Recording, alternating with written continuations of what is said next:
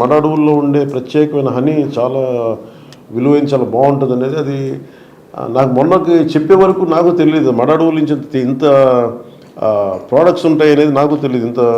ఇన్ని రకాల ప్రోడక్ట్స్ ఉంటాయి, తేనె దొరుకుతుంది నాకే తెలియదు. ఇట్లాంటి అన్నిటికీ వెస్ట్ బెంగాల్ నుంచి కలకట్టా నుంచి ఎవరు ఒక ఫోరం వచ్చి నన్ను ఇన్వైట్ చేయమన్నారు. మీరు వచ్చి మీరు స్టాల్స్ పెట్టండి ఇక్కడ, మీరు ఆంధ్రప్రదేశ్కి సంబంధించి అంటే నాకు అప్పుడు అనిపించింది అట్లీస్ట్ వీ కుడ్ అలాంటి స్టాల్స్లో మన ఈ మడడవుల్లో దొరికి తేనెని వీటిని మన ప్రోడక్ట్స్ని ప్రమోట్ చేయొచ్చు అని అనిపించింది.